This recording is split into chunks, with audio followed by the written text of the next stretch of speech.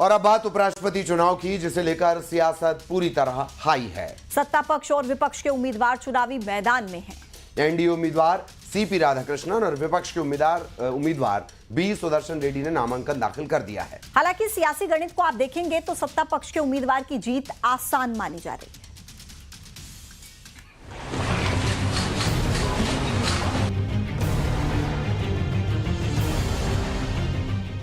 विपक्ष के उपराष्ट्रपति पद के उम्मीदवार और सुप्रीम कोर्ट से retired justice B Sudarshan Reddy ने कुछ इस तरह से अपना नामांकन किया। इस दौरान विपक्ष के सबसे बड़े चेहरे राहुल गांधी और कांग्रेस अध्यक्ष मल्लिकार्जुन खड़गे के साथ कई बड़े नेताओं की मौजूदगी रही। सुदर्शन रेड्डी गुवाहाटी हाईकोर्ट के चीफ जस्टिस और गोवा के पहले लोकायुक्त भी रह चुके हैं और वो आंध्र प्रदेश के रहने वाले हैं।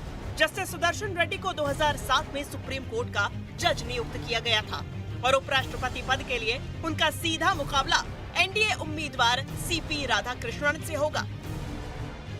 सामाजिक न्याय में जो विश्वास रखते हैं,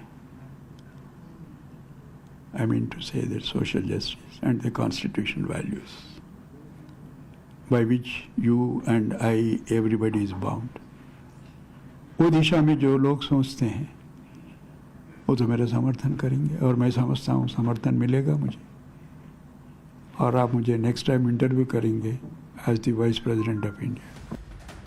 वहीं एनडीए उम्मीदवार के तौर पर सीपी राधाकृष्णन ने एक रोज पहले उपराष्ट्रपति पद के लिए अपना नामांकन दाखिल किया था। इस मौके पर उनके साथ प्रधानमंत्री नरेंद्र मोदी भी मौजूद रहे।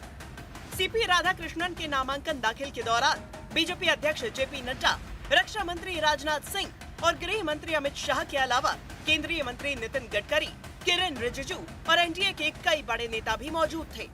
सीपी राधाकृष्णन की तरफ से कुल 4 सेट नॉमिनेशन फाइल किया गया, जिसमें पहले सेट में मुख्य प्रस्तावक के रूप में प्रधानमंत्री नरेंद्र मोदी के हस्ताक्षर हैं।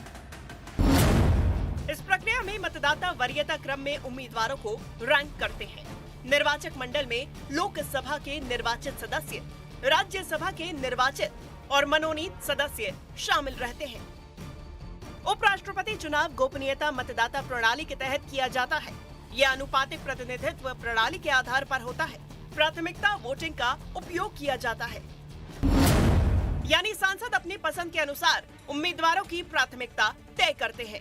चुनाव का फॉर्मूला प्रत्येक सांसद उम्मीदवारों को वरीयता क्रम में रैंक करता है और सभी वोटों का भार समान होता है।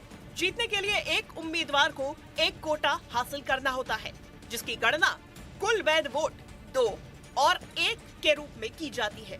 अगर पहले दौर में कोई भी उम्मीदवार कोटा पार नहीं कर पाता है तो सबसे कम प्रथम वरीयता वाले वोट पाने वाले उम्मीदवार को हटा दिया जाता है और उन मत पत्रों से द्वितीय वरीयता वाले को वोट ट्रांसफर कर दिए जाते हैं। ये प्रक्रिया तब तक जारी रहती है जब तक कि कोई एक उम्मीदवार कोटा हासिल नहीं कर लेता।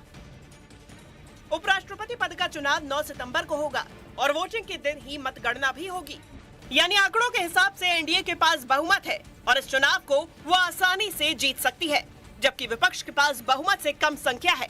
इसके बाद भी अपना उम्मीदवार मैदान में उतारा है। इस चुनाव के जरिए विपक्ष ये संदेश देना चाहती है कि वो हर हाल में लड़ेगी।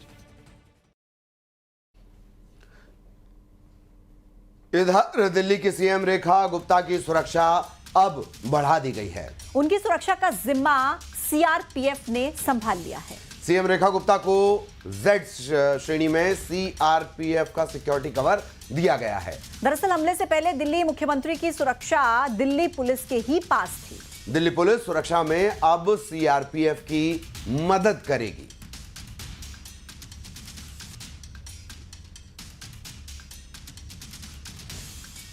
तो दिल्ली की सीएम रेखा गुप्ता, जिस तरह का घटनाक्रम रहा, उनके ऊपर हमला हुआ था जनसुनवाई के दौरान, और उसके बाद अब उनकी सुरक्षा बढ़ा दी गई है। जेड सिक्योरिटी उन्हें मिलेगी, मतलब सीआरपीएफ सुरक्षा करेगी और सेकंड लेयर में, बाहर की लेयर में दिल्ली पुलिस रहेगी।